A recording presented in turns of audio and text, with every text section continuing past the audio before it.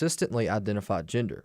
The school also claims to be able to accommodate those who are uncomfortable with this to be able to make an objection. However, Pryor states that due to privacy law, often the student and parents will not find out until it is too late. If you were to send a letter to Loudoun County Public Schools and say, look, I want to be informed if there's going to be a boy claiming to be a girl sleeping in the same overnight facility as my daughter on a field trip, they will tell you, we cannot tell you that because of privacy law. Usually what will happen is the girl will have to call their parents from whatever overnight trip there are and get picked up. I'm Caleb Castile. There's more news online at afn.net and download the AFN mobile app. I'm Rusty Pugh. The mission of AFA is to inform, equip, and activate individuals and families to strengthen the moral foundations of American culture and give aid to the church here and abroad in its task of fulfilling the Great Commission. AFA upholds the truth that all human beings, including the unborn, are created in the image of God and are worthy of life, liberty, and the pursuit of happiness. Thank you for standing with the American Family Association. Welcome to Today's Issues, offering a Christian response to the issues of the day. Here's your host, Tim Wildmon, President of the American Family Association.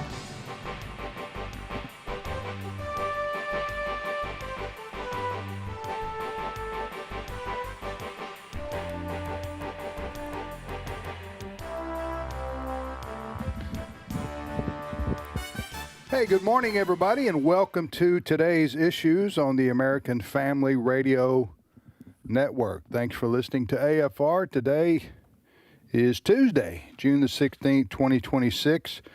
I'm Tim Wildman, as the announcer just told you, and Ed Vitagliano's in studio. Good morning, Brother Ed. Good morning, Tim. Fred Jackson. Hello, Tim. You're your brother, too. And we are here to, what are we here to do, Ed? What's our role here? Our role here at Today's Issues is to bring enlightenment and encouragement and hope to a world without it, simply by talking about what's happening. You know, you've inspired me just with those words here. I want to go 3 hours. I don't think I've got that much enlightenment in me. Hey, before we jump into the news of the day, and there's a plenty. There's a plenty. You, Wesley and Walker, are going to be going to Boston coming up in September, right? That's right. We're going to go park the car in Harvard Yard, walk around, go to a few Dunkin' Donuts.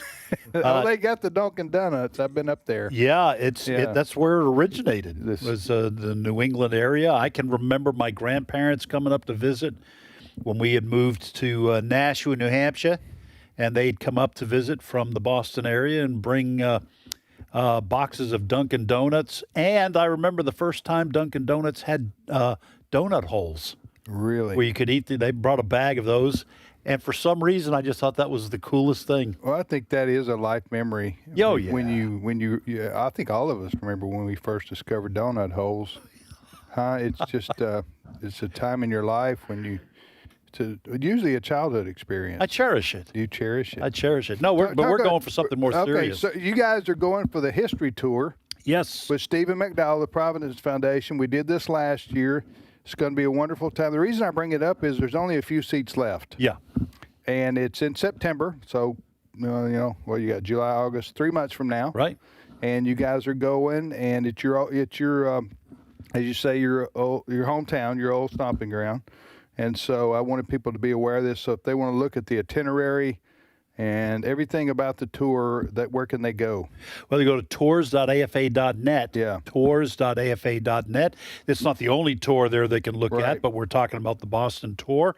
And you can tell, we're going to be going on the Freedom Trail and, the USS Constitution. There's so much history, Lexington and Concord, so much history in the Boston area. Bunker Hill, so much that happened there during the Revolutionary War and before and after that. And so Stephen McDowell, I have not been on a tour with him. You have many, many times. He is a walking encyclopedia. Yeah. Timothy Barton's coming on the tour, too, from Wall Builders. Good. Yeah. Good. So and September is a good time of the year to go to the Boston area. It starts to cool off a little bit after Labor Day there, and you might catch some of the foliage turning. Usually that happens more on the October side, but it'll be pretty. Weather will be nice. Yeah. And Did good you say food. pretty or purdy? I've lived in Mississippi so long, I might have said purdy. I might have said that. I don't know how they say purdy in Boston. And that would be wicked funny if I said purdy. Purdy. So anyway, check it out. The tours.afa.net, tours.afa.net. That's a few seats remain on the Boston tour in September.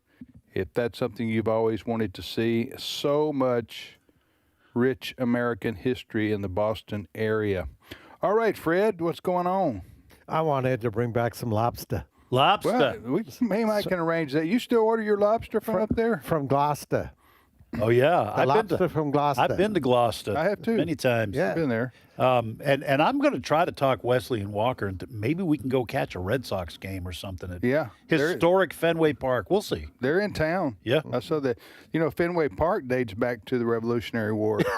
A lot of people don't know that. Well, the Green Monster, a lot of people don't know that, colonial soldiers stood upon that green wall and Yes, they fired did. down upon the British. First shot. Or was that in Concord? You know what? Alice and I went up there for our 40th anniversary. Yeah, last year, wasn't it? Yeah, 2 years ago. 2 years. And we just said, hey, let's go to Boston. We had never been. And we went to Gloucester, you're talking about, which is a beautiful little seaside village, fishing village. Yeah. Gorgeous. Fishing On the village. coast. And we drove all around. And we also went to Fenway Park, which I had, as a baseball fan, had always wanted to go to. It's the oldest baseball park in America. And it's just, so baseball fans, the history there, the nostalgia is just unparalleled. Followed maybe by Wrigley Field in Chicago. Right. I think that's the second oldest, and that's also a place I want to go. I've never been. I'd love to go there sometime. The ivy on the walls there, Wrigley Field. But seeing Fenway Park and the Green Monster, everything live, is just like, wow, I'm really here. Yeah. It was pretty amazing. I've never been to Fenway. Yeah. My dad, bless his heart, I used to tease him because when we lived up there, I would always say, Dad, you can take me to Fenway. Oh, yeah, we're going to do it. Like people in New York City never going to see the Statue of Liberty. Right. And then the family moved off. My dad moved the family to New Mexico, and we never got a chance. I would tease him for years and years. Right. Even when he was sick, I would tease. No, I didn't do that. But I'd say, remember, you never took me to Fenway. Yeah, I know that. All right, Fred, what's happening? We got big news, right? Yeah, we do. Yesterday, we talked about the big event at the White House on Sunday night, the UFC Freedom 250 event. Thousands of people were there.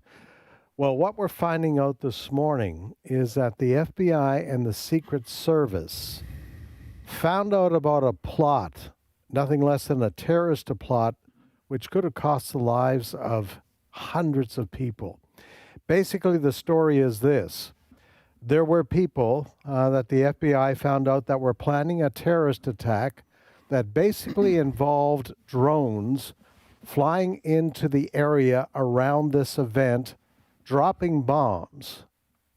And then in the excitement, they knew people would flee to the nearest exit, and the plan called for snipers to be outside and start killing people, shooting at people as they left.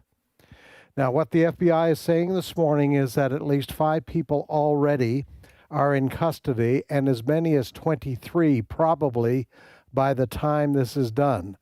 Dan Bongino, the former FBI deputy director, was on Fox and Friends this morning talking about this. Cut number 1. Well, notice the class warfare language amongst the plotters there that appears in this early stage to point to some type of motive. That just again speaks to the unbelievably charged political rhetoric in the country and this demonization of people by either their politics or their wealth or their success. So that was disturbing. A couple other things. I've been warning about this just not future threated drones, the now threated drones. This technology is evolving on probably weekly, if not monthly cycles now. It's cheap. It's very difficult to defeat. So you see the use of that as well. And then I'd point out as well what appears to have been planning in a second wave attack. This has bothered me for a long time, not just the first wave. You see them when you look back to the Malcolm X shooting, you get the distraction event, and then you get the secondary event. Well, when you do that with heavy weapons and drones, the casualties would be unimaginable if something like this weren't disrupted. Yeah, according to reports that we're seeing this morning, one suspect apparently has told investigators the goal was to target, quote, capitalist elites, billionaires, or politicians who received donations from the American Israel Public Affairs Committee. So that's what one of the suspects. Now, Jonathan Turley, who's a legal analyst with Fox News, says Biden's open borders likely let in scores of terrorists intent on these kind of events. Cut 2. This is really a cautionary tale. The fact is that the government is not the only party preparing for the July 4th celebrations. There are terrorist organizations that are drawn to the same events. This was a well set out pattern of events to maximize casualties. And we have to keep in mind that under the Biden administration, millions of unvetted people were released into this country.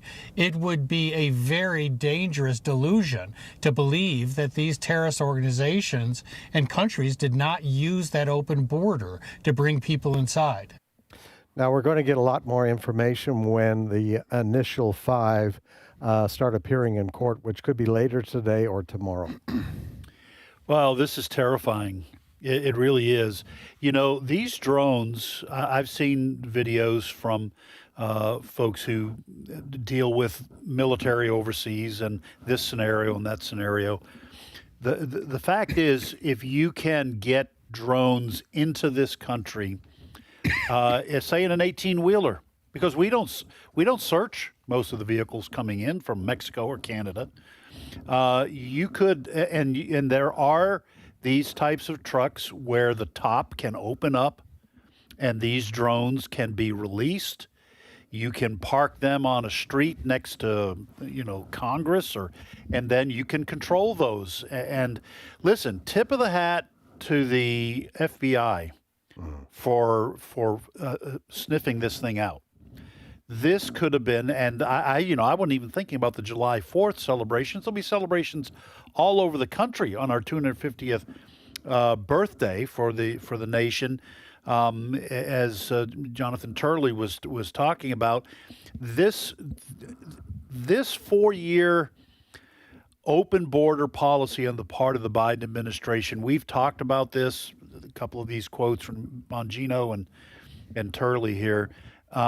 This we may rue the day. We all regret it if you're conservative, but we may rue the day when that border was left wide open by the Biden administration, because, as Jonathan Turley said, or Bongino, I don't remember which one it was, the people who hate America would take that opportunity to come across. This is a terrifying foretaste of what could happen in this country, and thank the Lord the FBI was on the news. No, exactly. When this was first announced that President Trump was going to do this for his 80th birthday, hold this event on the south lawn of the White House, that's the first thing that popped in my mind. This gives people a lot of months to plan ahead who want to do bad things, in a place that would get worldwide attention. However, on the other hand, you think, you can't live in fear all the time, and you can't stop doing anything and everything just because something bad might happen. Obviously, there are risks that are too great to take, that I'm sure the Secret Service says to the president, no, we can't do that, especially in light of assassination attempts. Yeah. But what place is more secure than the White House in the United States? I mean, so I'm just, as you guys are, I'm very relieved to hear that the FBI, thank God for the FBI, doing, they were, I don't know how they learned of this. They have their ways, and then they stopped it from ever occurring. And so we don't have to be reporting today about how many have died, attending an event at the White House. What an evil plot, too. I mean, to frighten people with the explosions, the initial explosions, and then have snipers target innocent people as they're fleeing. That's how these professional terrorist organizations work, though. They wait and release a secondary bomb when the first responders come. In Israel, they've done that before in the past. Well, and people and criminals have done that in this country, where they'll phone in a domestic violence report, so that the cops show up and they open fire on the cops. Right. So listen, the fact of the matter is, where there's a will, there's a way. Yeah. And if you want to hurt people and kill people, frequently there are ways to get that done. But this new era we live in of drones is a game changer for good and bad. And we're seeing that's the way that the Ukrainians have been able to fight back against the Russians, is using drones. The way that the Iranians were did I say Iranians? Did I say Russians? Ukrainians, right. The Ukrainians and the Iranians, they were fighting, they were using drones. Remember all the drones they sent over to Israel? Yep. And then they were using drones, in their warfare against the United States forces too, recently. So drones have changed everything, and they say that they're cheap. I don't know what that means exactly. Well, I think it's in comparison to the missiles that are used to shoot them down. You know what? One day soon, I predict there's going to be an invention of some kind of a shield over places, like, you know how you have a invisible wire, I call it a wire, to keep dogs from going in the street? You've heard of this? Sure. What do you call those things? You just talking about the electric fence? Those things. Yeah. They're gonna invent something like that to protect places. They already have. The military already has the various, like EMP devices that could be deployed that would detonate, but it wouldn't be an explosive like we think, but it would send out an EMP, electromagnetic pulse, that would fry a large number of drones coming in. I'm not sure how deployed that is, but like in warfare, you're going to have measure and countermeasure. Right. So we already have in development or maybe deployed anti-drone drones. Have you seen videos? I've seen some videos of soldiers, Russians, I think for the most part, individual soldiers who are out in the field trying to escape a drone.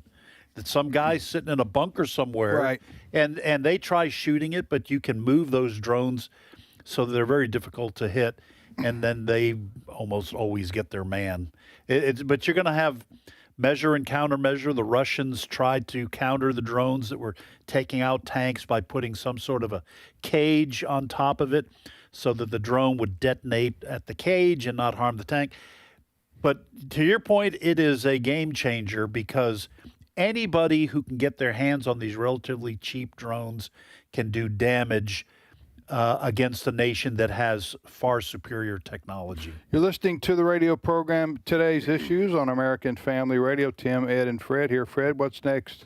Well, the chatter continues with regards to that the Memorandum of Understanding.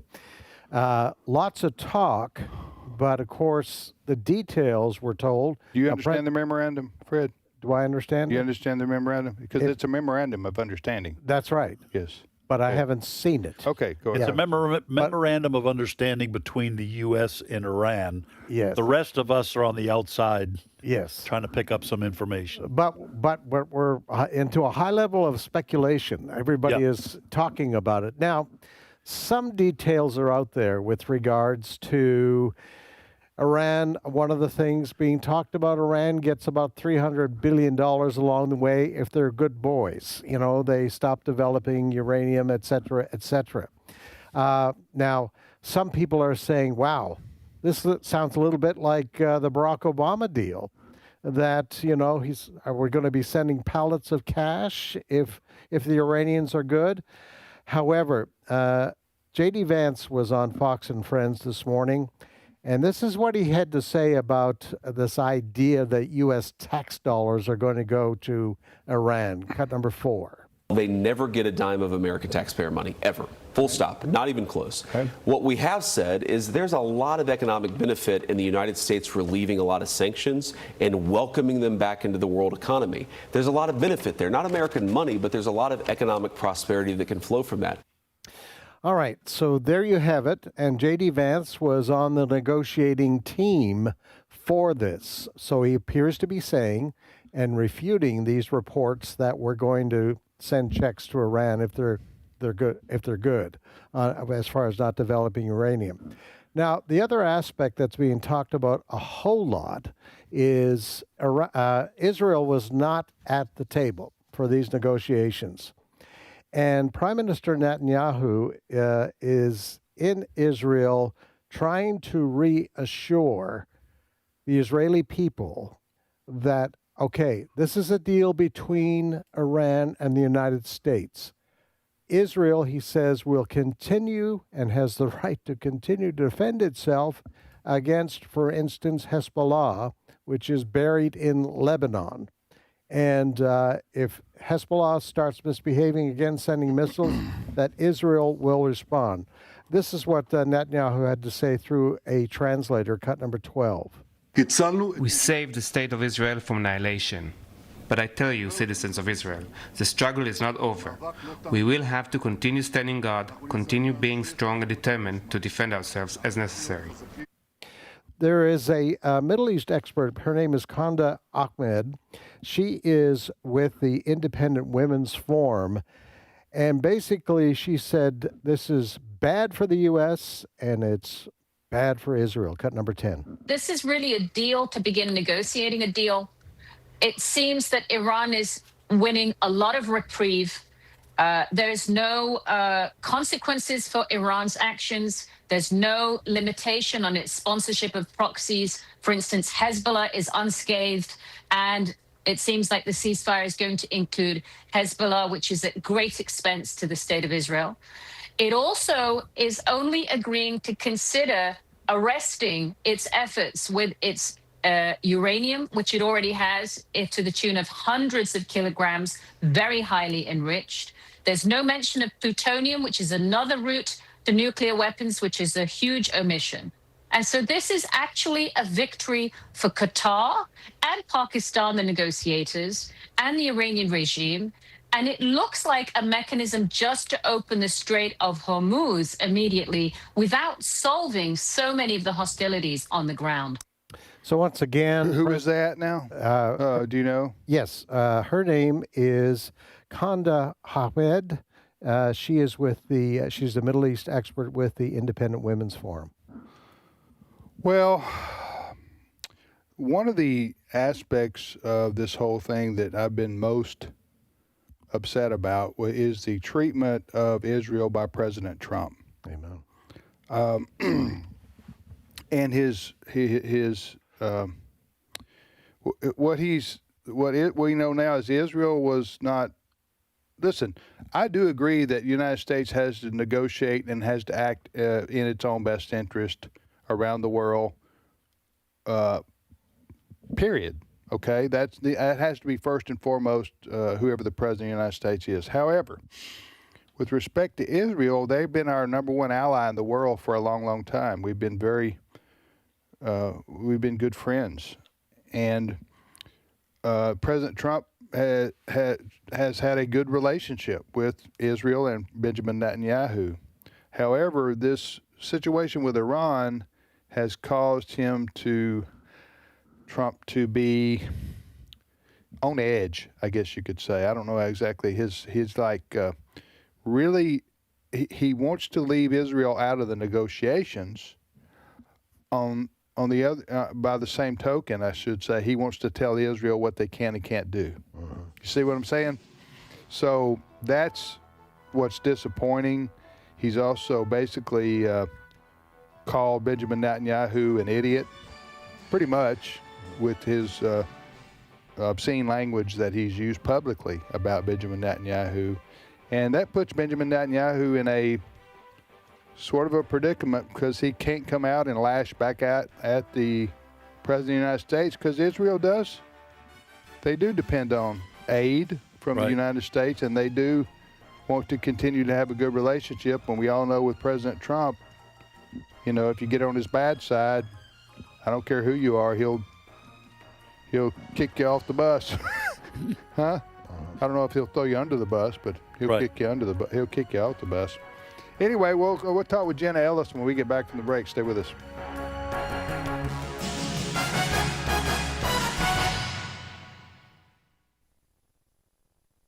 It's my turn. Here is your host for My Turn, Don Wildmon. Then Jesus went with them to a place called Gethsemane, and he said to his disciples, "Sit here while I go yonder and pray." Gethsemane is located in a valley. Perhaps that is symbolic, for life cannot be lived on mountaintops. It is a series of highs and lows. And here at Gethsemane was a low period for our Savior. Gethsemane is located in the Kidron Valley, between the Mount of Olives to the east and the temple area inside the walls of Jerusalem to the west. It was a favorite spot for Jesus, and no doubt he came here often to pray and rest. On the night of his arrest, he had brought with him his disciples. 3 of them, James, John, and Peter, he took on into the garden. He went farther into the garden to pray, asking a simple request of his 3 friends that they watch for him while he prayed. But 3 times he returned to find them sleeping. Perhaps because it was late and they were tired, or perhaps because they did not understand the seriousness of the situation. It was in Gethsemane that Jesus agonized in prayer. His will came into conflict with God's will. He could see before him an ugly and painful cross which he wished to avoid. The sight and smell of blood from the slaughter of sheep for the feast of the Passover, flowing in the nearby Kidron Brook, was heavy that night. No doubt the aroma brought to his mind the very likely possibility that his blood would flow in a very short time. Jesus was not in that garden very long until he noticed a small group of Roman soldiers and Jewish temple guards, led by Judas Iscariot, coming toward the garden. Down the steps which passed by the home of Caiaphas the high priest they came, the very same steps Jesus and his disciples had walked down after leaving the upper room. Upon arrival, Judas greeted Jesus with a kiss, the traditional greeting among friends. "Master," cried Judas as he kissed Christ. How many times since then he has endured the same type of hypocrisy? They carried him away from Gethsemane to a fate no person should have to endure. He went willingly because he had decided while praying in the garden that God's will and not his would prevail. Perhaps as they walked away, he looked up to the Golden Gate across the Kidron and remembered the previous Sunday's events when the crowd cried, "Hosanna!" There was no crowd other than the soldiers now, and no hosannas, only silence and darkness. The Garden of Gethsemane is still there in the Kidron Valley today. This place of the wine press has 8 olive trees growing in it. They're snarled and twisted from age. Looking at them, one is reminded of the terrible agony Christ experienced here. It's never an easy matter to do the will of God, and every person who tries will eventually come to Gethsemane. Some continue in his way from Gethsemane. Others turn back and walk with him no more. Gethsemane is located in a valley. It always will be. For the crucial decisions which life places upon our shoulders are never decided on a Mount of Olives. The crucial, real, life-directing decisions come when we are in the valley. And this is as it should be. For the person who believes in God in the darkness of the valley is the only person who believes in God at all. This has been My Turn with Don Wildmon, a production of the American Family Association. Hello, everyone. Tim Wildmon, president of American Family Association and American Family Radio. We are going to Italy in March of 2027. We're also going to Greece in March of 2027, and we're doing those tours back to back if you want to do both of them. In Italy, we'll be going to Venice, we'll ride the gondola and see all the sights there, and we'll go to Pisa and walk on the Leaning Tower of. If you fall off, we're not responsible. Also, we're going to Rome and see the Sistine Chapel and the Colosseum and all the catacombs. We'll see all the sights of Rome. And in Greece, it's the Footsteps of Paul trip, so the places where Paul went in the Bible mentioned in Greece. If you want information on any of these tours, go to tours.afa.net, tours.afa.net, tours.afa.net. You, Lord, are my lamp. The Lord turns my darkness into light. Psalm 18:28. This is Today's Issues. Email your comments to comments@afr.net. Past broadcasts of Today's Issues are available for listening and viewing in the archive at afr.net. Now, back to more of Today's Issues.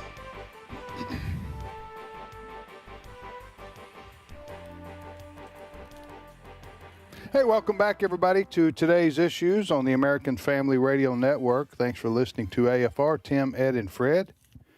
And again, as always, we appreciate you tuning in to be with us here. Well, Jenna Ellis is with us. Jenna is host of the Jenna Ellis in the Morning radio show right here on AFR, 7 to 8 o'clock Central Time, weekdays, and the on-demand podcast, which we host at afr.net, afr.net. The on-demand podcast with Jenna is a show that's weekly. So you download her podcast, and she always has great guests on, good topics to be informed about as a Christian in America today. And Jenna joins us from Florida. How you doing, Jenna? Yes, it is really hot in Florida. I was just telling Brent during the break that I'm going to actually be in Colorado next week visiting my parents, and it's 72 there and no humidity, and I'm very excited about it. So yeah. I get to have much better winters here because I don't have to dig my car out of snow, but the summers there are beautiful. That's why snowbirds go south for the winter. Mm-hmm. Right. And then they turn around and go northbound for the summertime to escape, as Jenna said, the heat and the humidity. Jenna, you got an article that appeared in the Christian Post. This is Pride Month, Jenna. Aren't you getting into the spirit? Pride is still one of the 7 deadly sins. So I think it's always so ironic that people are wanting to celebrate one of the most prolific and well-known sins. And it just goes to show that there are so many ways that people who are intent on rejecting God will intentionally and just boldly express that. It's actually not all that ironic, the fact that they have, fallen prey to the kind of sexual immorality we're talking about, then to turn around and celebrate Pride. These things kind of go together. Thinking about Romans chapter 1, where it does talk about homosexuality, but it ends up with this list of all kinds of sins, and it says that not only do they practice it, but they encourage other people to do it, and that seems to be exactly what June Pride Month is all about, applauding others and encouraging them to sin. Yes, and my pastor this past Sunday was preaching out of Romans 8, and of course ties that into Romans 1 and the whole narrative of the Romans road as Paul describes it. And one of the things that he was talking about that I hadn't quite framed this way before, that I thought was really well preached, is that God doesn't send people to hell for their sin. I mean, that's what, when we as Christians object to Pride Month and we say, you need to repent for your sins, all of these things, otherwise, if you don't come into the saving knowledge of Christ, then you will be apart from him for eternity and in a literal place that's called hell or Hades. And when those people say, well, you're just being so mean, and how could a loving God send people to hell? My pastor was saying, no, these people who are so intent on living totally separate from God in this life, why should God say, okay, I'm going to demand that you stay with me forever in the next one?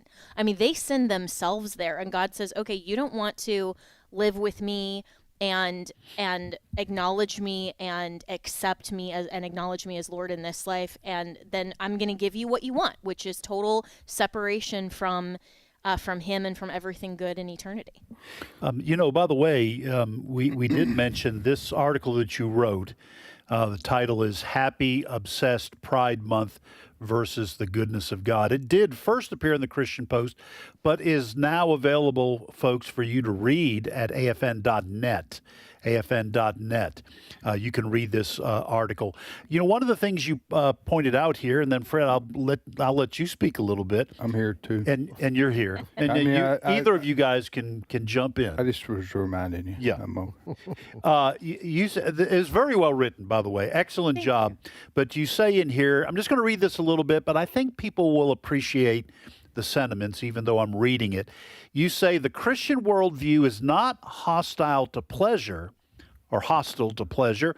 In fact, Christianity is the only worldview that can truly explain why pleasure exists at all.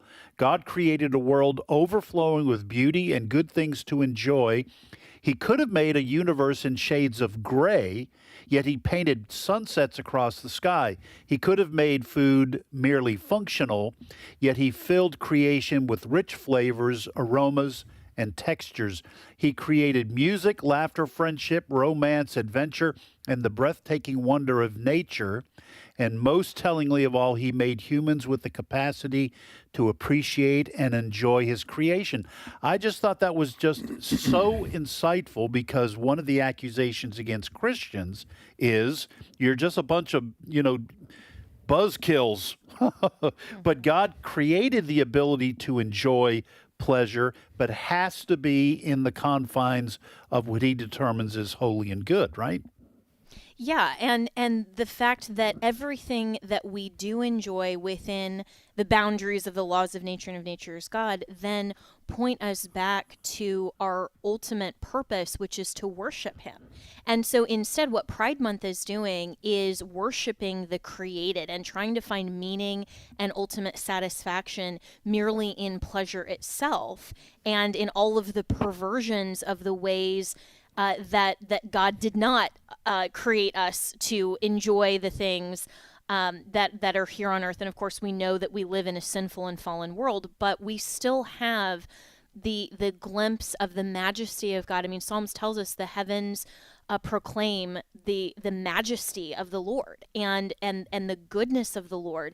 And so as we enjoy what he has created, we ultimately then, as Christians, we are turned to worship him. I mean, when I'm out walking my dogs during the Florida sunset, the other night, it was just spectacular. I mean, you literally had pink and lavender clouds and just, this beautiful sunset. And instead of thinking, wow, look at Mother Nature, right, I'm saying, look at the majesty of the Lord that not only created that, but gave me as a human being the capacity to see that, to appreciate it, and then ultimately to worship him. And so that's the contrast with Pride Month, is that they are trying to find satisfaction in pleasure and beauty itself, instead of turning those things toward worship of the God who created and gave us every good thing to enjoy. You're listening to Today's Issues on the American Family Radio Network. We're talking about Pride Month. Maybe you've seen it out there. It's a celebration of pretty much everywhere, in a lot of blue states and blue cities. Yeah, being especially. A little bit sarcastic here, which is rare for me, and that in itself is sarcastic, right, Ed? Listen, I think the American public basically has been oversaturated with this now for years and years. We get it, okay? You're proud to be an LGBT person. But how much pride do you need? Come on. Good night. And everybody else applauding.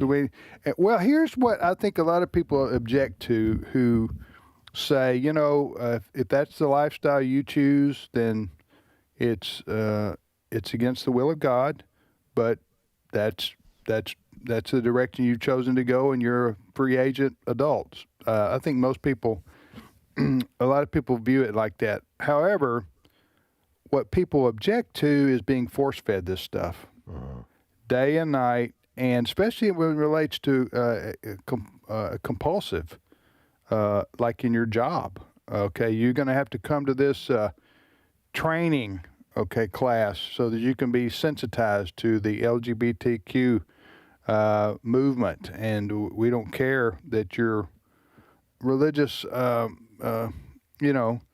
beliefs object to that. They know you're going to have to sit there, otherwise you're a hater. That's the part that people object to, I think, is if you don't clap and applaud the LGBT community and the movement, then you are de facto a hater and a bigot. And you're going to have to explain yourself if you can, or otherwise you'll be fired. That's the kind of thing. You want somebody who is going to get the Bold Christian of the Year award? I was reading this story. Okay, in San Francisco, of course, the Major League Baseball team is the Giants. They've been there a long time. They hosted Pride Night. Imagine that in San Francisco. They hosted Pride Night with the team wearing hats with a rainbow-colored Giants logo. Now, just as an aside, I think the LGBT movement needs to get their own symbol because they're stealing that from the Bible, right? Mm-hmm. The rainbow. Intentionally. Okay, so go out and create your own symbol. We ain't going to take the rainbow away from the biblical story, which is where it originated. But I digress. This says several Giants pitchers, I'm reading from the Fox News story, in a statement of their faith, wrote Bible verse designations on their hats. This is for Pride Night in San Francisco. One starting pitcher, Landon Roop, addressed his reasoning after the game, saying that the verse is about representing God's covenant, which is the story of the rainbow, right? That's what the rainbow's about. He said, quote, "It's just about God's covenant and a promise that he makes to us that, his faithfulness and his mercy," Roop said to reporters. "That's just kind of something I believe in, and I stand firm in that, and I'm thankful we live in a country where, we have the freedom to believe what we want and express what we want." He went on to say, "There is no hate at all. It's just what I stand for and what I stand in. I believe in God," he added. So there were some other professional baseball players that have done similar things. But Jenna, that's pretty, especially in San Francisco, for a guy to stand up for the Lord in that way. Fred, any comments on this?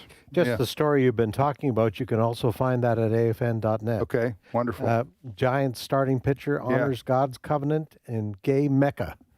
So, look for that on afn.net. Gay Mecca. That's kind of funny there. If you know what Islam teaches about homosexuality. And then what the importance of Mecca to Islam. Yeah.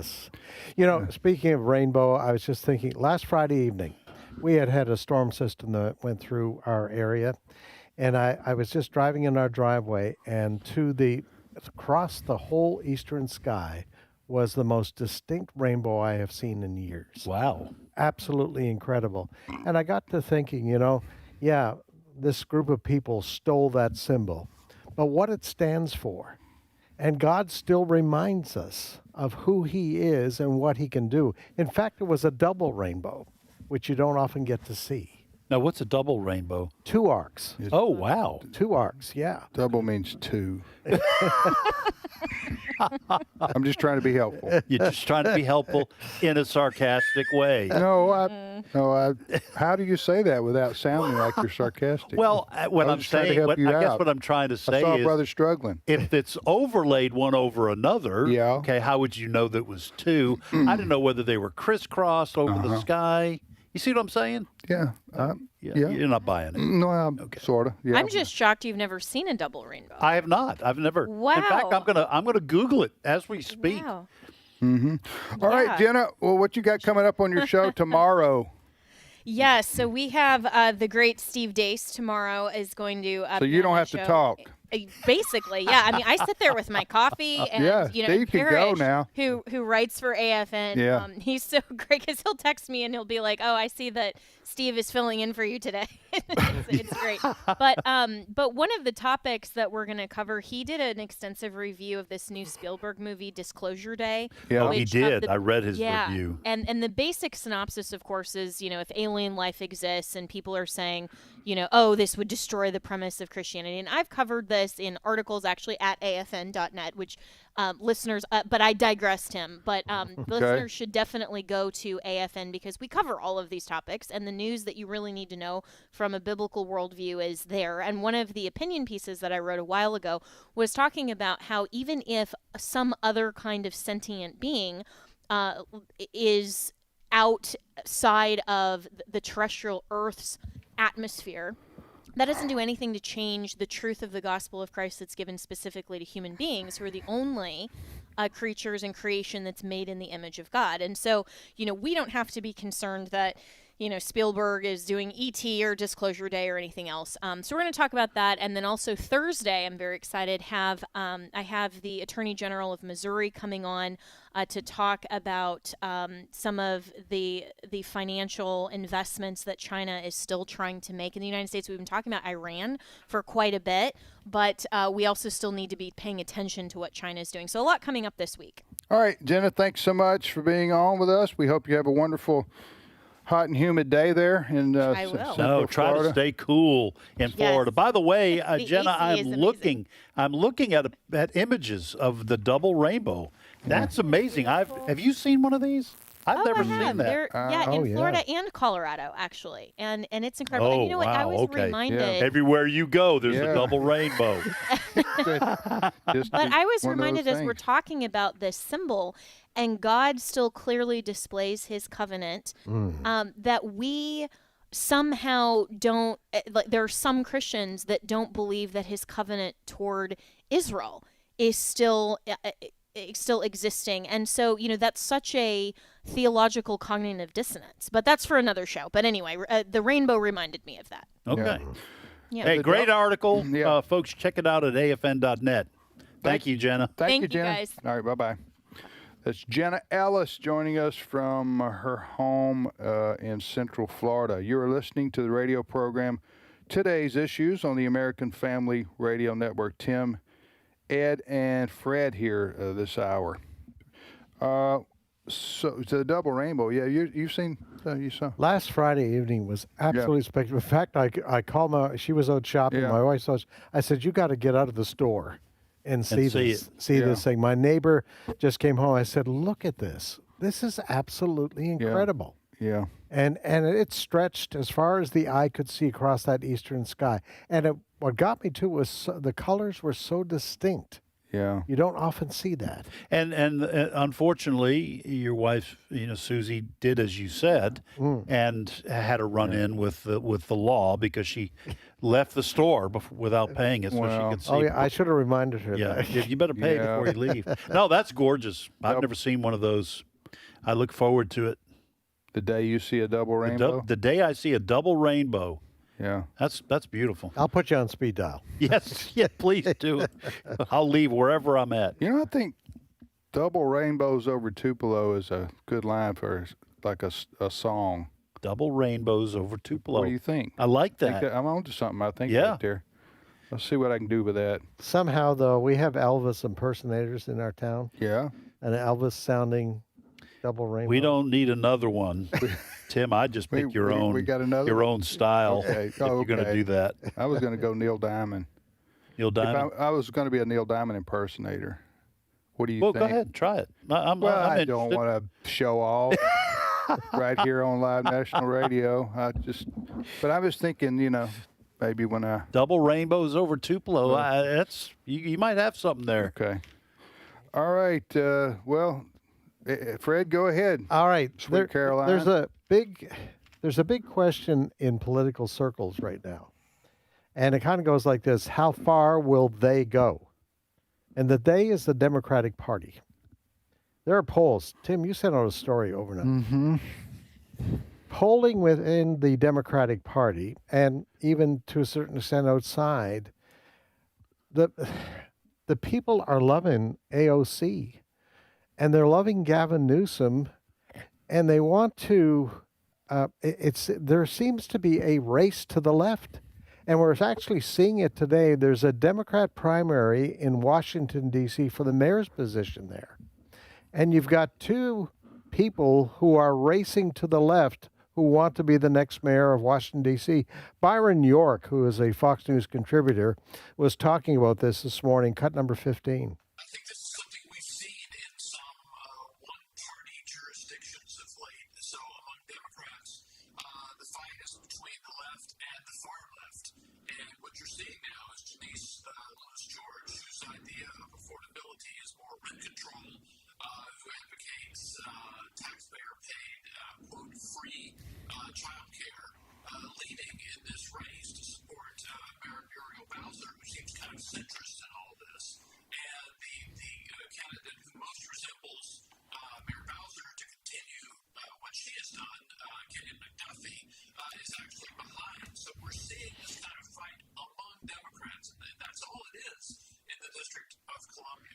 Where is Marion Barry when you need him? Huh? Where have you gone, Marion Barry? A lonely city turns its eyes to you. It turns its lonely eyes to you. Anyway, searching for a double rainbow. He would be a rabid conservative by today's Democrat Party standards. Well, listen, the further that the Democrats go to the left, I think it hurts them with the middle. Not in a city like Washington, D.C., not in the big cities. They don't know the endless leftward bounds they can go to. I mean, you look at the people in the mayor in Boston and Chicago and Seattle. I mean, these people are way out there to the left. New York. Yeah. And that's where the Democrats are going at the big city level. And I don't know if that would help or hurt. I think it would hurt them, in middle America, especially when it comes to the presidential race.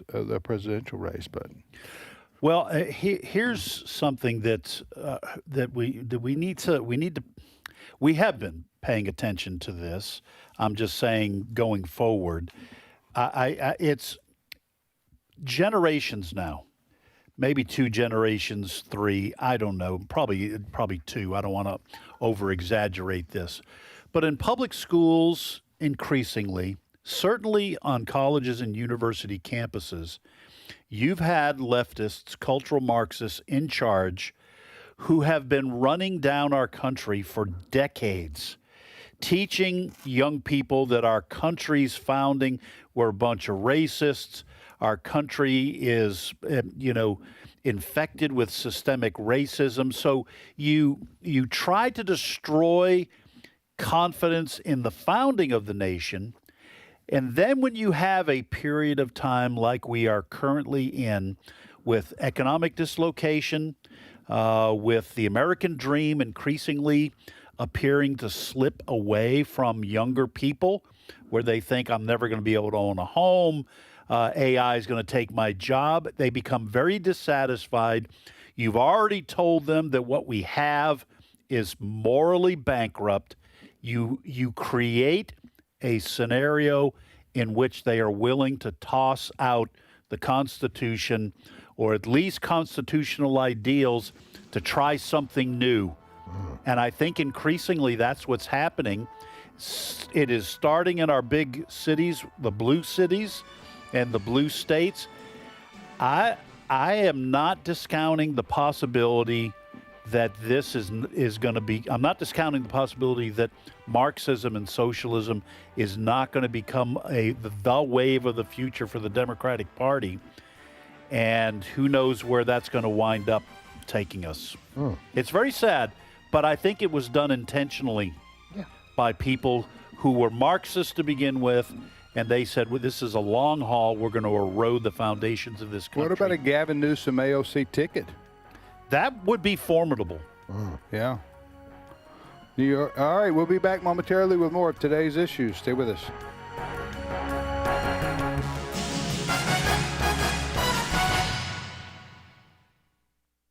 The views and opinions expressed in this broadcast may not necessarily reflect those of the American Family Association or American Family Radio. Faith, family, freedom. American Family Radio. It's been proven again and again and again. Bert Harper. The verification of the dates, the verification of the genealogies, it puts spiritual iron in my spiritual blood to know that we can depend upon the Word of God. Exploring the Word, weekday afternoons at 3 Central on American Family Radio. This is American Family Radio, a listener-supported ministry of the American Family Association.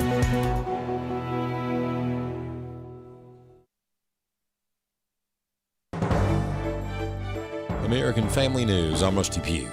President Trump says he'll release more details about the Memorandum of Understanding with Iran in a few days. Jared Halpern has more from the White House. The 60-day Memorandum of Understanding, President Trump says, boils down to Iran agreeing to never acquire a nuclear weapon. And when the deal is signed this week, he says the full text will be released. Probably have a press conference and read it to you word by word so that the press covers it accurately, because it's a very important document. Speaking to reporters at the G7 in France, the president also says he is open to submitting the agreement to Congress for review. Iran's foreign minister says the MOU would require Israel to withdraw from Lebanon, something Israeli leaders have not agreed to do. At the White House, Jared Halpern, Fox News. The FBI arresting at least 5 people in connection with an alleged drone terror attack planned for last Sunday's America 250 UFC event at the White House. Vice President J.D. Vance says this is what happens when the left calls for violence against those they disagree with.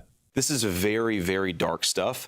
This is what happens when people turn the rhetoric up so loud that disagreeing with somebody is a cause for violence. That's the place that we've come to, unfortunately, with too much of our political rhetoric. We got to tell everybody to tone it down. Officials say the plan involved drones equipped with explosive devices designed to cause a mass evacuation at the event.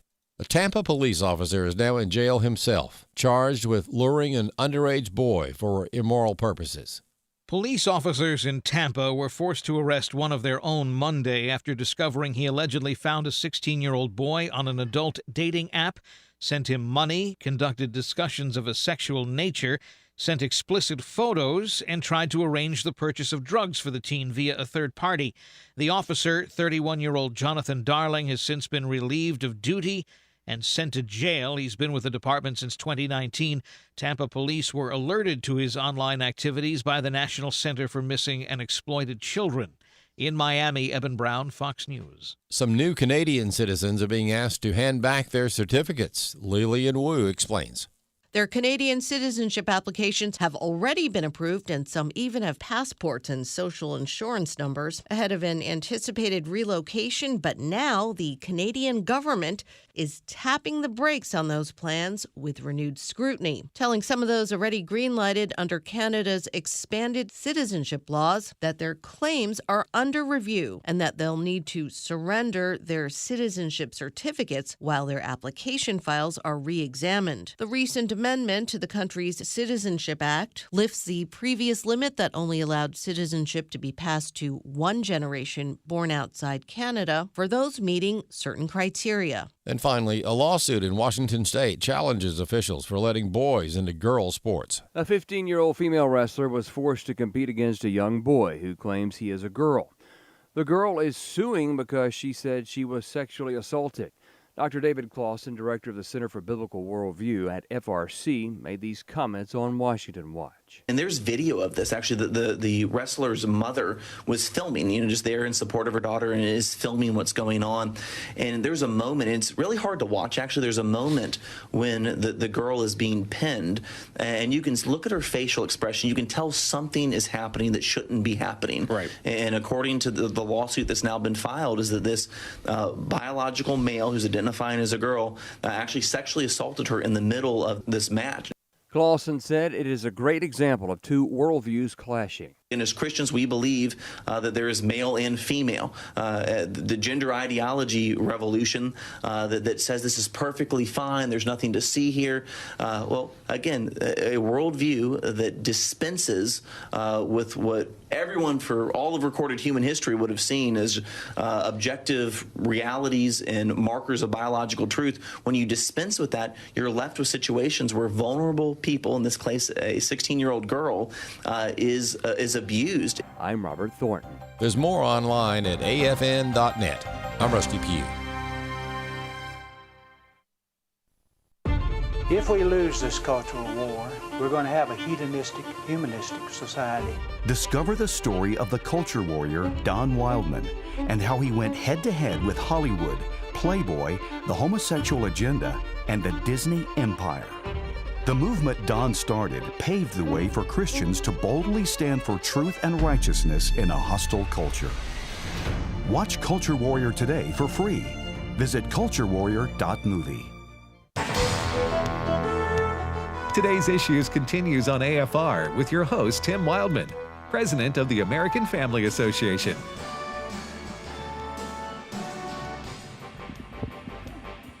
Hey, welcome back, everybody, to today's Issues on the American Family Radio Network. I'm Tim Wildmon with Ed Battagliano. We got 24 and a half more minutes of sunshine to come your way. We're going to bring it with rainbows. We're bringing sunshine. Puppies. Double rainbows. Warm feelings. I'd like to teach the world to sing. I really would. Steve Jordahl can sing. I can, Steve Paisley Jordahl, good morning, brother. Hey, I think we're going to have to wait a minute or two before we get to the rainbows. Oh, okay. Well, we did talk about double rainbows last time. I heard a little bit about that. Ed showed me a picture of one. I don't know if I've seen one. You think you'd remember it? You've seen them? Yeah, I have. Your shirt's one. Yeah, a double rainbow. Right. That may be a triple. That may be a triple rainbow. Colorful shirt there. When did you see a double rainbow, Steve? Oh, I don't know. Over my life, I'm 60-some X years old, and I've had a lot of chance to see a lot of rainbows. Was it a sign to you that something? I just remember seeing. I've seen actual complete double rainbow. I remember in Madagascar. I remember seeing one time. Wow. Okay, then. So, President of the United States is it Paris? It's not. It's a town on the shores of Lake Geneva. Okay, so it's Switzerland. In Switzerland, and the G7 summit's going on? Yeah, it's the G7 summit. It is on Evian-les-Bains. Have you ever been to a G7 summit, Steve? Never been to a G7 summit, but I think I have been to Evian-les-Bains. I think I've been to this. I lived for 6 months. We lived on the shores of Lake Geneva, right about where this is. So are you serious? Yeah. Wow. I did some language study there. I've been there, Luzerne, and let's see. I've had French fries. Yeah. Yeah, we're talking Switzerland. I know, but that was French. Oh, yeah, but he was speaking French. It's the French part of Switzerland. He was speaking French, yeah. What was the name of it? It was Geneva. Geneva's on Geneva's on the French side. Geneva, the city's on Geneva Lake. Yeah, Lake Geneva. And is that where they are? No, it's north and then traveling west, or east. So anyway, it's somewhere in the northern part of Lake Geneva, because on the southern. Isn't that part an annual gathering of some of the? Largest... Yeah, not always in the same spot. Okay, but G7 usually gets together. So you told us before we came on the air that you've been monitoring this, and President Trump was speaking. Yeah, I just came across this. This breaks my heart, actually. I have to say it. President Trump is continuing to complain about Israel's attacks to defend itself in Lebanon against Hezbollah, and he was asked, or he volunteered. The question was not in this clip I'm going to play. what he thought about, and this is what he had to say in public. Cut 18. Israel's fighting Hezbollah too long, and too many people are being killed. And you don't have to knock down an apartment house every time you're looking for somebody, because there are a lot of people in those apartment houses, and they're not all Hezbollah, that I can tell you. And I suggested to Israel to let Syria take care of Hezbollah. Because to be honest with you, I think they do a better job of doing it.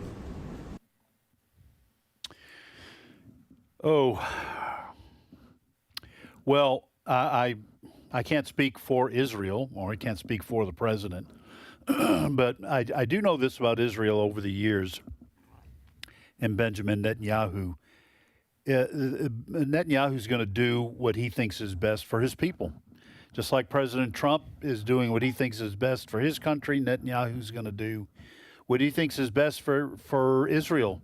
And they have used the opportunity of war against Iran to go after both of its proxies on their borders. Well, Gaza was, and Hamas inside basically the border of Israel, but Hezbollah, as a terrorist group funded by Iran, took over the southern portions of Lebanon. That used to be a primarily Christian country, but it was taken over by Muslim radicals to the point where Lebanon has to let Hezbollah do what it wants to do in the southern portion of that country. Netanyahu's going to go after them. So the president's comments notwithstanding, Netanyahu and Israel have to protect themselves. And I don't know what else he expects them to do. I wonder what Mike Huckabee thinks about all this. That's a good question. Mike Huckabee, the former governor of Arkansas and a friend of ours who's been on this show, he's the ambassador to Israel. Current U.S. ambassador to He's an evangelical Christian, and he's has always been very vocally supportive of Israel. But yet he serves at the pleasure of President Trump. For me, that might be the breaking point. What might be? A statement like this, if I was Mike Huckabee, might be my... Well, he'll turn into a man with a low IQ pretty quick. That'll take about 2 minutes. And that's as credible as, whatever. Steve, you sound frustrated. I'm heartbroken. Yeah. Well, listen, the Middle East has, every president has had to kind of thread the needle in the Middle East. You have to, on the one hand, stick by Israel. The United States has been, ever since Harry Truman did the unexpected and recognized the state of Israel when it was first declared a nation by the United Nations. The U.S. has stood by Israel since 1948. We have helped supply them. We have sold them weapons and weapon systems. Israel has used that umbrella of U.S. protection to develop itself into one of the most innovative countries in the world, with one of the best militaries in the world, one of the best intelligence agencies in the world, Mossad. And Israel has the capability to pretty much defend itself now, but it does need the United States guarantee to come to its aid. I think that is what has kept a lot of these countries in the Muslim world and predatory powers like potentially Turkey or Russia from invading. And they do have to have that. I've traveled to Israel, I guess, 30 times over my life, something like that. And have developed a lot of friendships with Jews, Christians, and Arabs. Christians is not a ethnicity, it's a religion, but the Jewish people, ethnic, the Arab people, ethnic. They live in Israel, and about 20% of the population is Arab. Listen, Israel is a small country in the middle of the Muslim world. It's the only Jewish state in the world. And here's the thing. They have to have overwhelming military might. They have to defeat their enemies around them. If they don't, they will die. They will be massacred, slaughtered, driven into the sea. Okay? So when you have overwhelming military might and you're going against guerrilla warfare, or terrorist organizations that are not formal armies of a nation state, like Hezbollah, which is a terrorist group, Hamas, a terrorist group. Hamas is in Gaza. Hezbollah is on the north side, northern border of Israel. Here's what I object to in analyzing this, and I'm not an Israel right or wrong person. They can make mistakes too, and they're human. But when you are attacked, if Israel weren't attacked, Israel would live in peace with its neighbors. We've seen that. I've mentioned that. Egypt, Jordan, Syria, Lebanon, Saudi Arabia, Lebanon, the government, Saudi Arabia. Israel's even President Trump and his administration even pushed the Abraham Accords, which is a wonderful thing, building relations between Arab countries and Israel. Yeah. But here's the problem: when Israel's attacked, they knock your teeth out. Okay? Well, it looks bad to a lot of the world when Israel uses overwhelming might to crush the enemy. The people, then they say, as Trump did right there, oh, well, they're firing into an apartment building. Well, do you really think that Israel would fire into an apartment building to kill innocent people because they want war to continue? Do you really think that? I can tell you they don't want war to continue. I have friends who have been living in a bunker over in Nazareth area for several months, basically, since all this started. One other thought. So does it look bad when the IDF goes into Gaza and bombs places and you see children killed and people in the streets? Well, ask yourself, Gaza, yes, it's squalor from what all I can tell. But they go into Israel and they murder 1,200 people in the most barbaric ways you can ever imagine. And then the world says, Israel, we're going to set the terms for your response. We're going to tell you what you can and can't do in response to your people's being, and Hezbollah and Hamas buying weapons from Iran. And I just, look, you're going to have to choose which side you're on here. And it seems like to me, President Trump, I don't know who's in his ear, but he is just leveling these open public criticisms at Israel. And go ahead, Steve. It's unbecoming. Part of the details here, just the factual details, are there's a neighborhood in Beirut that where the leadership of Hamas lives. And the apartment building that he's talking about is one of the buildings in that neighborhood Hezbollah. that is home to Hezbollah leaders. They don't live in the tunnels with their they live in as much luxury as they can have with all their ill-gotten money in Beirut. And that is where Israel chose to go. They went after the leadership in this apartment building. How many people in the apartment building are Hamas? I don't know. Hezbollah, yeah. I'm sorry, Hezbollah.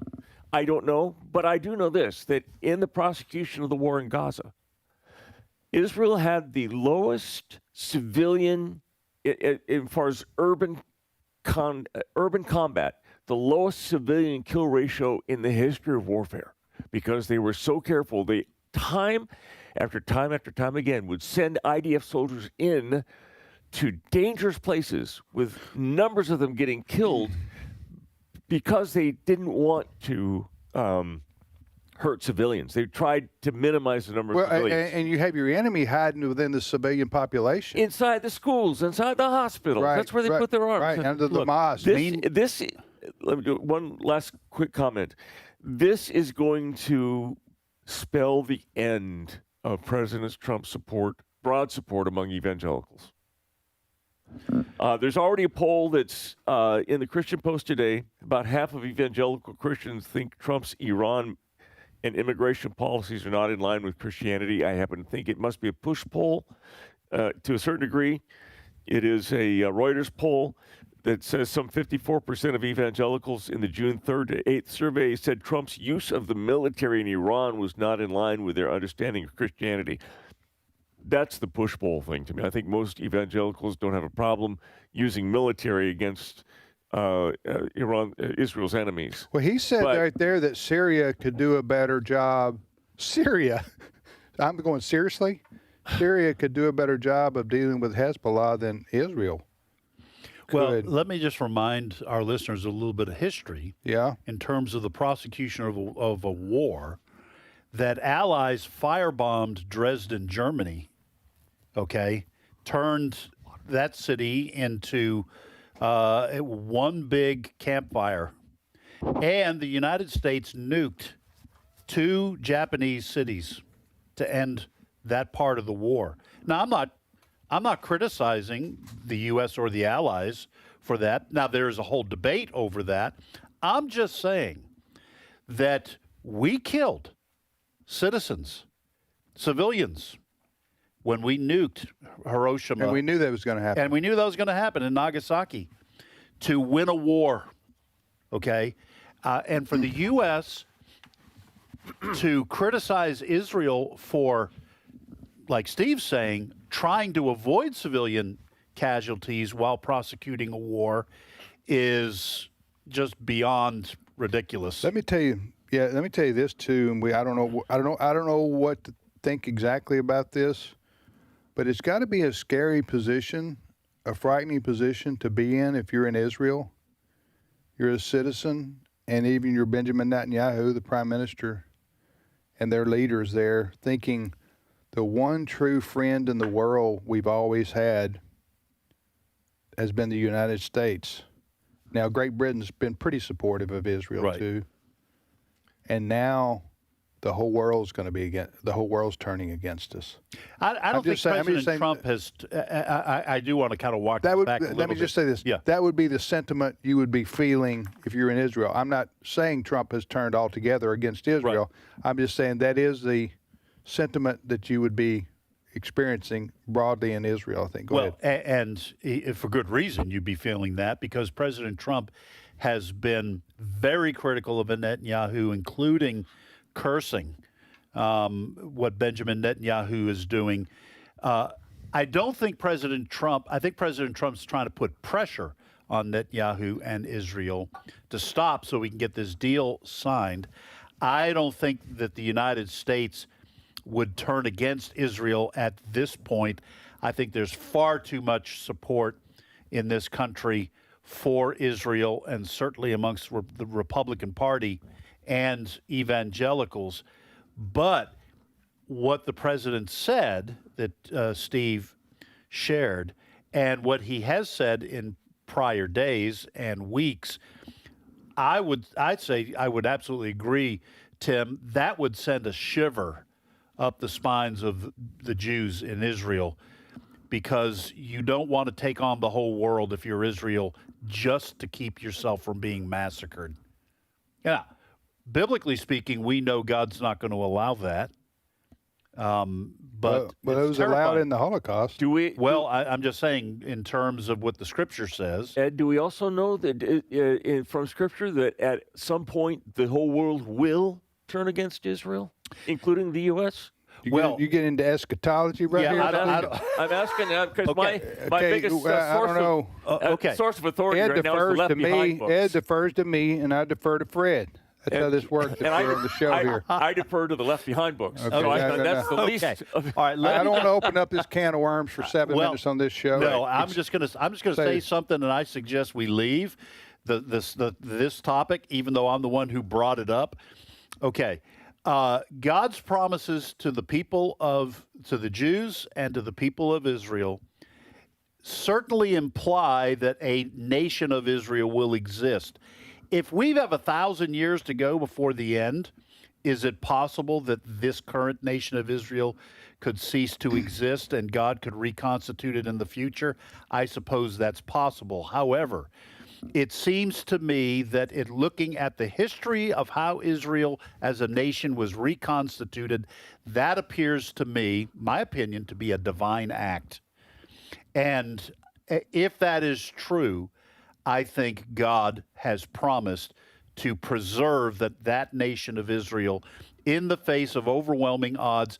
I would say no, the whole world does not necessarily turn against Israel in terms of prophecy, but certainly the nations around it, in the Middle East, Turkey, maybe Russia, depending on your eschatology, certainly Iran, okay? Those nations appear to be pictured in prophetic scriptures as turning against the nation of Israel, while other nations may simply give lip service to defending Israel.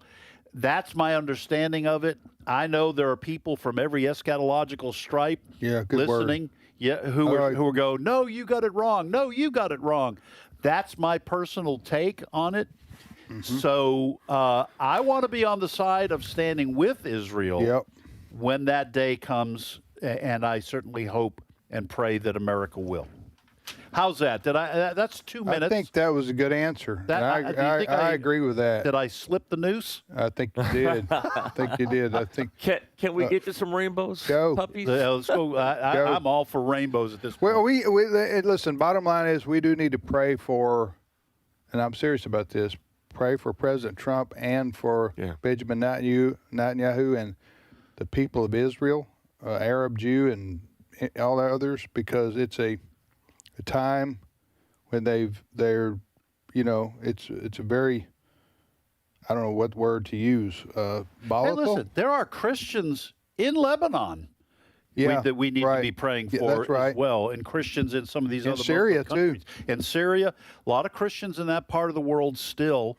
So we do need to pray. There's a lot of confusion about what should be done in that part of the world, as there always is, and we need to seek the face of God and pray for the peace of Jerusalem. But we just don't need the President of the United States openly being hostile to Israel. I can't think of anything scarier than that. That's my Israelis. But again, if somebody could if President Trump would listen to somebody about that. Maybe it's Mike Huckabee. Maybe it would be Mike Huckabee, although, well, we'll see. All right, go ahead, Steve. Let's get to rainbows and puppies. Yeah. Well, the World Cup is underway. The soccer teams from around the world. Don't tell me, because I got 3 games taped. Okay. I don't want to know the don't want to know the scores. Okay. Scores. They score in soccer? They score very rarely. There was something I'm going to send to you, Ed. It's what would happen if the Babylon Bee took a turn at how to make soccer more interesting. Among them, guerrilla goalies. So I'll send that to you later. All right. But one of the things that's been kind of fun to watch on social media is because every one of these teams comes over with their fans. And there are now, for example, England has a team in the World Cup, and they've been in Kansas City. And there's several teams in Texas, in the Dallas area, that are playing. And when all these foreign fans, mostly from Europe, are commenting, come and they see the U.S. for the first time, and for example, taste Texas barbecue for the first time or walk into a Buc-ee's for the first time, they are gobsmacked. They are floored. They have no idea what to do with what they're seeing. Listen to Cut 17. I just had Texas barbecue for the first time in my life. Poof. Better than any moment in my life. And I am married and have 2 kids. Okay, you got to check this out. There is people walking everywhere.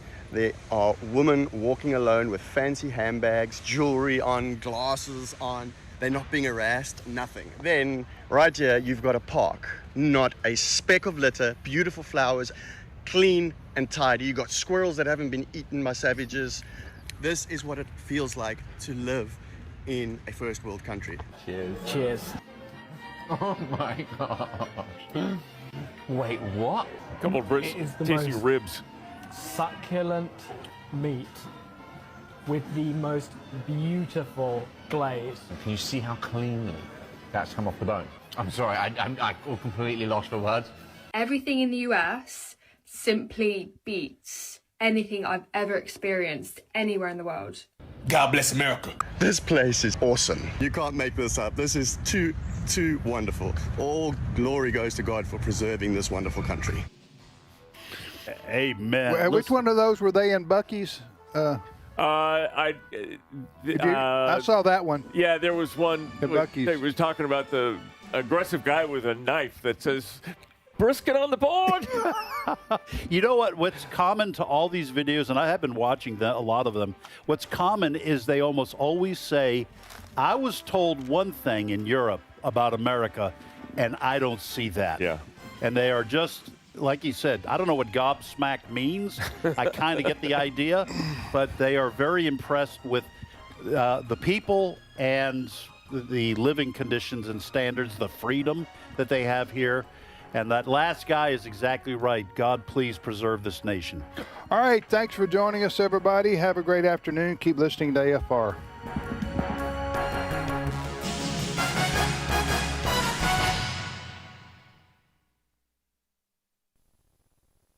Hello, everyone. Tim Wildmon, president of American